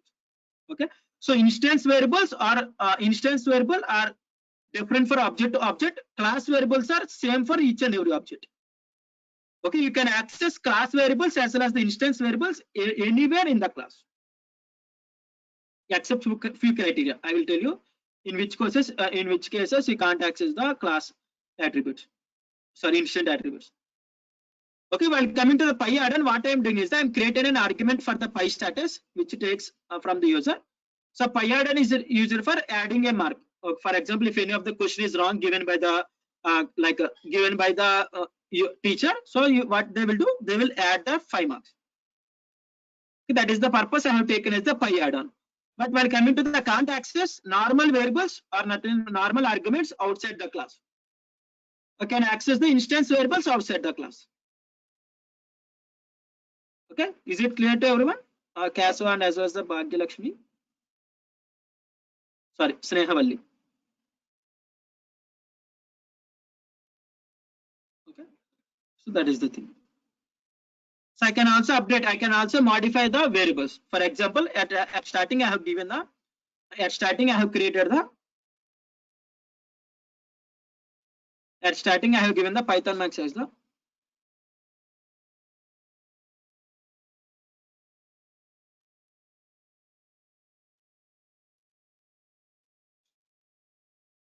so for the Python add-on, so it is a variable. Okay, so Py add-on is a variable. You can pass list, you can pass tuple, you can pass anything depending upon your requirement.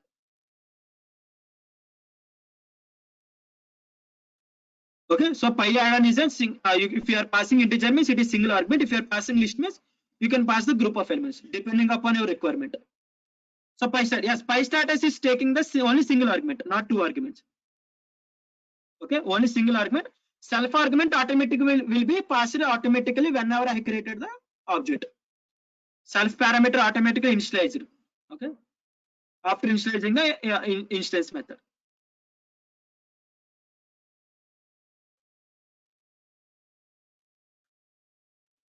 Default constructors, I didn't got what is meant, but there is no default constructor in default constructor. Okay.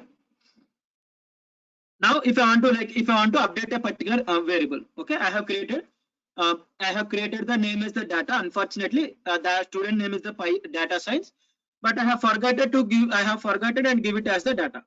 Now, if I want to update that particular variable, means simply I can update from the outside the class. Simply std dot name. I know that it is storing inside the name. Now I can update the data as the data science. Automatically, that particular inside that particular object, the name will be updated. Okay, I can access the data from the outside the class. I can also modify the data from the outside the class. What are the data stored inside that particular object? Okay, std dot name equal to data science. What I have done, I have updated the name. Automatically, the name will be updated. Okay. Okay. So I'm pasting the code in the chat box. So you you can explore in different way and you can get back. Okay, we are having one more default method called str.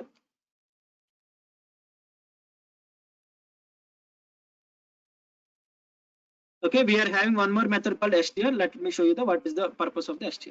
Okay, so if I call that particular object, okay, if I call that particular object like std1, std2. Okay, if I call that particular object, what is happening is it is returning the address. Okay, I don't know what is the data stored for the std1, what is the data stored for std2. Okay, so for which student that data is available for the std1, for which student that data is available for std2. In that case, I can use the str method. What are the data I'm printing inside the std1? It will be returning whenever I'm calling that particular object. For example, this class belongs to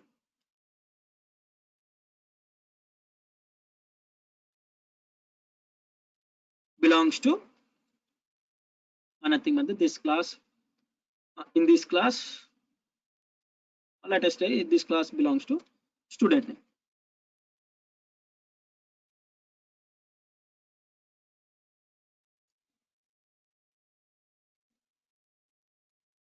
Self.name.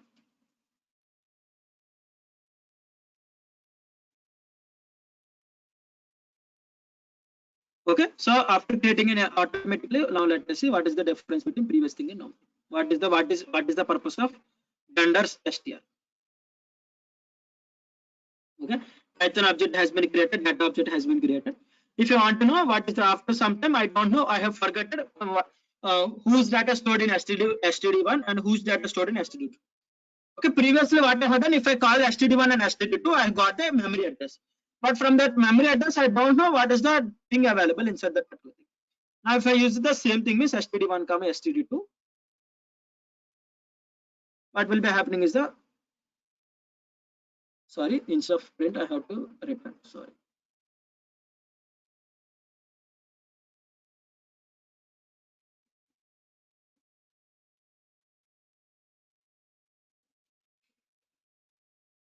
Okay, whenever I have used the std1 and I have called std1 and std2, previously I have got the output as the memory address. Now I have got the what are the string I am writing here.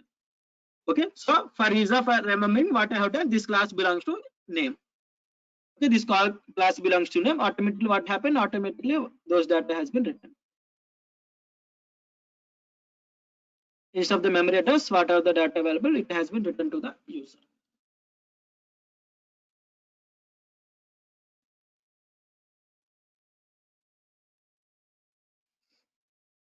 Okay, so there is one more default method called del, and nothing but it is called as the destructor.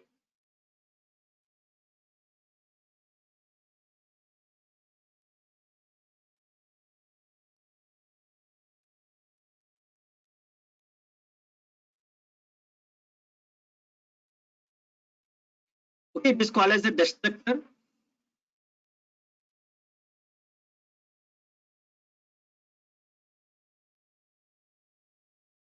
Okay, so it is the constructor, it is the destructor. Destructor is nothing but the destroyer.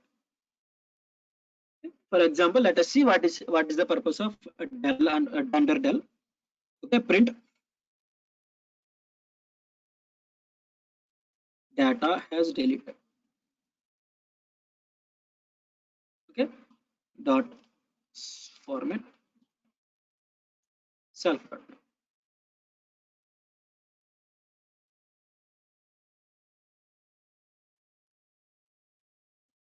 Okay, if I'm deleting a particular object, okay, if I'm deleting sorry, like at some point of time we need to delete that particular article, okay, which is nothing but if I want to delete a particular student progress report, okay, has been the particular student has been left the college, nothing but discontinued. If I want to delete that particular student details means I can delete. Okay, delete is nothing but I can reinitialize that particular variable with the new data. Okay, now I have used the I have initialized the particular thing. Okay, particular class. I have created two different objects. Now what I have done is if I want to delete the particular thing, which is nothing but the std1 equal to 5. Okay, if I'm using std1 equal to 5 means automatically that particular thing will be automatically what are the data available inside that particular std1 will be deleted. Okay, so automatically what are the thing available inside the del, automatically it will return to the user.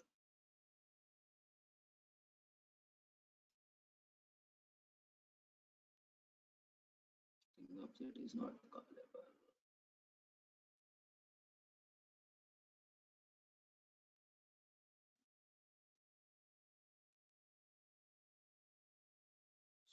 Self dot name format.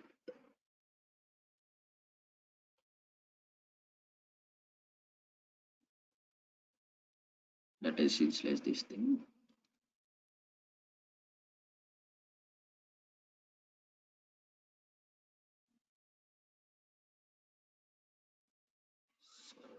Sorry.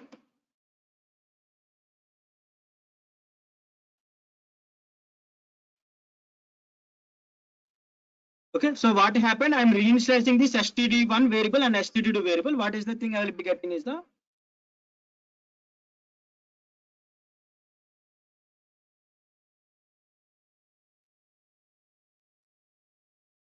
okay. So what is the thing I have got? Yes, good. Okay, so it is an attribute. I have forgottenly called that particular variable, so that is I have got the output as done. So what is happening if I am reinitializing the particular variable names, which is nothing but the previous data has been deleted. Python object is created. Python object has that Python data has deleted. Data object is created. Data object is deleted. Okay, that is the thing I am getting. Okay, so first of all it initializes, then it will be giving the output as the particular data. Similarly, if I am creating in the reverse order data Python, you will understand. At first, Python object has been created in the std1. That object has been created in the std2. Now, if I am executing this thing, is I am reversing the data. Now, data object is created and the Python data has been deleted from the std1. This variable has been reinitialized. For getting to the user, it is also not a mandatory thing. But in some cases, like if you unfortunately reinitialized, you don't know, but unfortunately you have reinitialized. But you are stuck at why that particular thing is not working. Okay, for that purpose, what you can do is if you are fortunate or unfortunately if you are reinitializing means one message is displaying to the user that that particular object is reinitialized. Okay, that is the thing of purpose of the dunder del. Okay, that is the purpose of dunder del. Okay, these are the things. Having 15 more minutes. So now let us see what are the different types of methods available. So we are having other two different types of methods. Okay, so till now we have seen the methods. Now we are having other two different types of methods. So one method is the class method. Second thing is the instance method, static method. Okay, these are all are called as the instance method because it is taking the self as the parameter.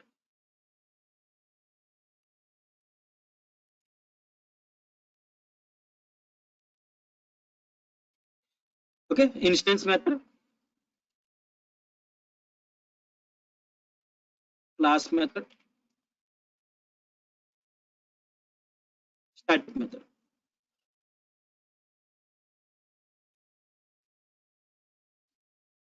Okay, instance method is nothing but the init method or nothing but the init method or remaining methods. Okay, init is called as the constructor instance method. Remaining methods also called as the instance methods. Okay, in instance method also we are having two different types. We can accessor method, mutator method. You can go. Okay, so if you want to create a static method, okay, if you want to create a static method is nothing but the, so I have to create it the, I have to use the keyword call. Let me print it here. Once again, I'm sending you data till now. If I want to create a static method means I have to use the @ static.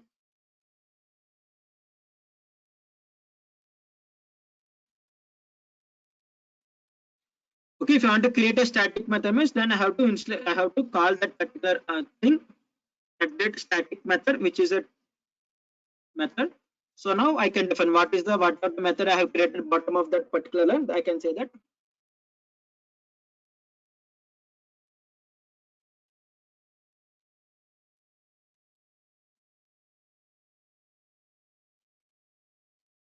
for example, if you want to create a college mobile number, okay, so college number will be same for everyone.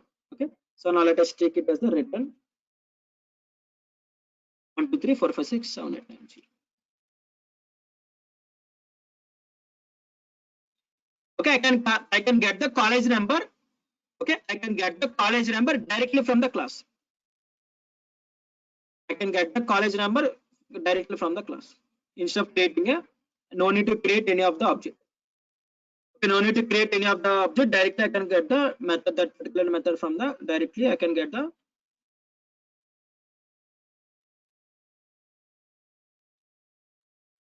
from the class.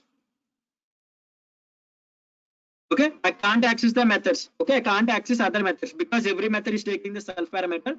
Until unless I am initializing a particular variable, I can't access the data.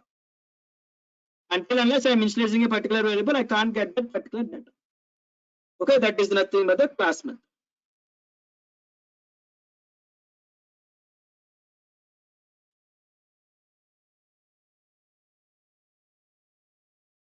So if I'm creating a static method, definitely I need to call @ static method. So this is nothing but the there is some other concept like so one of the D destructor. Okay, so this is nothing but @ static method, which is nothing but it is a function which takes another function as decorator. Good, Girdharedi. So it is a decorator in Python. So @ static method is a decorator. Okay, decorate is one of the concept in Python. So like for this data science purpose, we no need to know about that particular concept. So that is why we didn't add that particular syllabus. If you are if you want to know about that means you can create, you can know. Okay, decorator is a thing which takes another function as the argument for that particular function. Okay, @ static method is a decorator. It is a function which takes another function as the argument. Okay, what happened? So this is the predefined function which is created. So it takes the class number as the input for that particular function. Okay, at that whatever the thing you are writing in function using at that, it is called as a decorator. Okay, so if also I have created a static method, now we can see the class method. For creating the class method, we have to use the class method.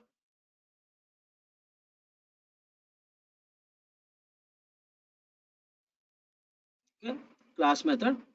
So if I want to know the college name.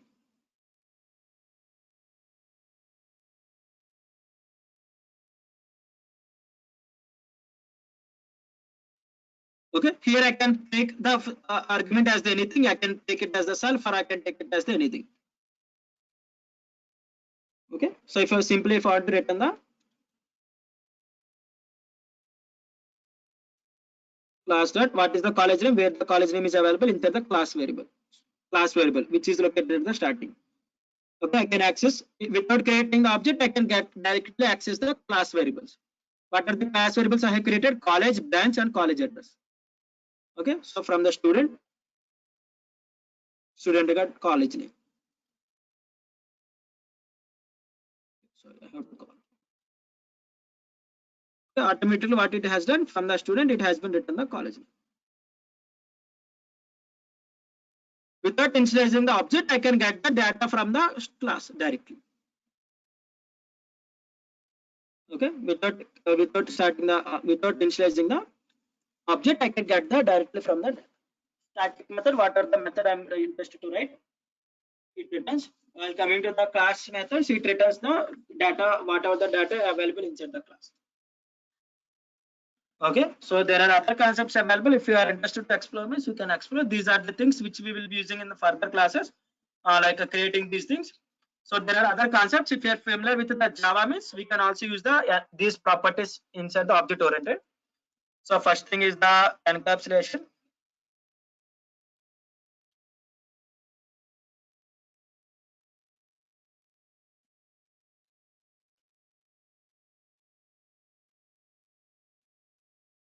Okay, so there is a property of encapsulation polymorphism.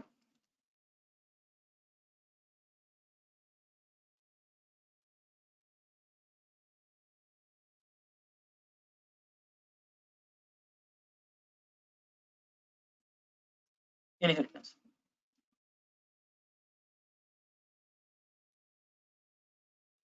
Okay, in the inheritance, we are having other different types, multi-level. Okay, we are having in the inheritance, we are having another type, a multi-level, hybrid, multiple. Okay, multi-level, hybrid, multiple, hybrid, hierarchy. Okay, we'll explain how to achieve polymorphism, inheritance, abstraction, and encapsulation. Okay, so if time permits, we can discuss tomorrow. Okay, these are out of the scope. Okay, these are not available inside the syllabus. Okay, if time permits, you can explore. Otherwise, if I will try to explain tomorrow's class. Okay, encapsulation, inheritance, polymorphism. These are the different properties. Abstraction. Okay, so again, other things like operator overloading, method overloading. Okay, if anyone asks like, is it capable in Python? Is it capable of operator overloading or method overloading? Yes, those two things can be available. Okay, in the inheritance conceptually they will come. So operator overloading and method overloading. So in the let me take it as the types.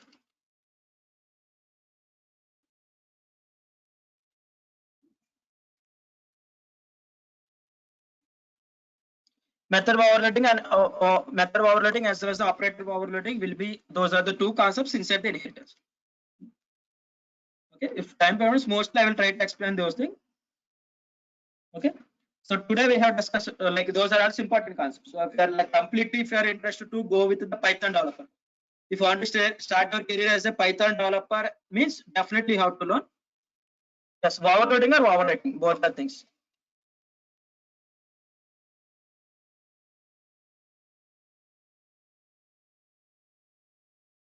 So like these are what are the thing we have done? Polymorphism. Polymorphism is nothing but the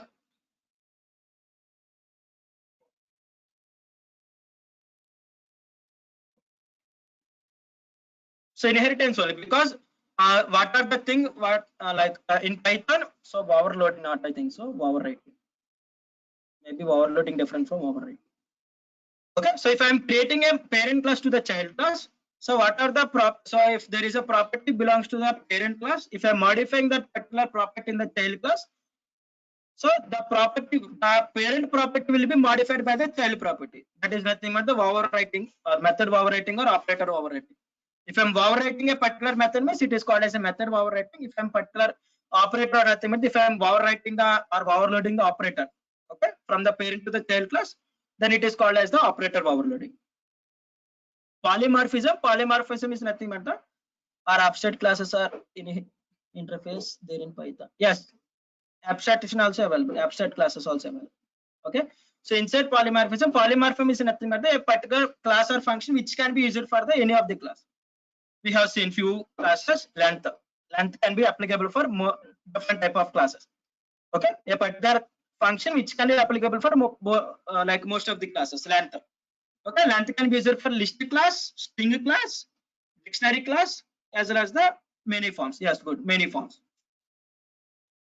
Okay, so that is nothing but the polymorphism. Morphing the meaning. Okay, encapsulation, one of the like security property. So simply I can say the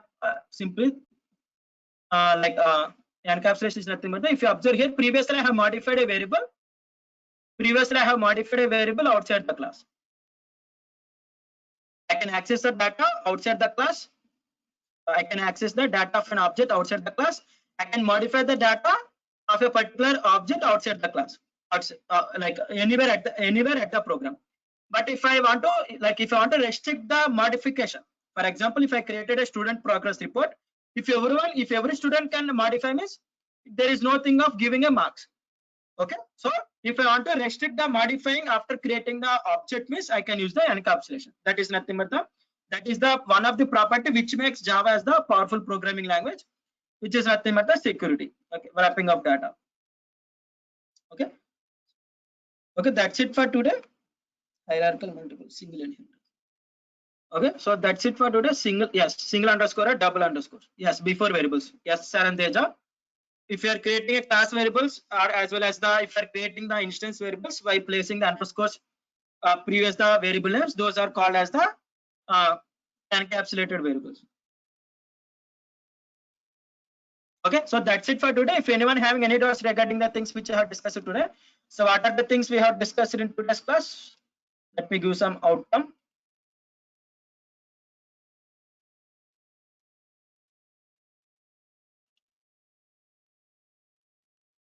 So today we have seen somewhat like as I said previously, what are the things we have discussed in previously? Those are comes under the general purpose. What are the things we are discussing? Those all are the somewhat advanced concepts. Okay, so we have discussed about the iterator.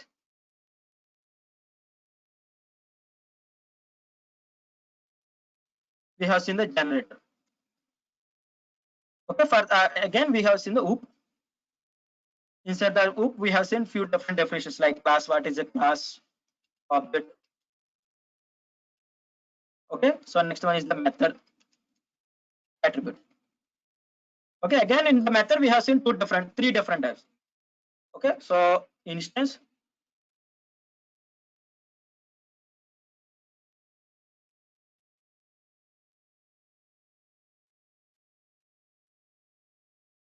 okay, next static class.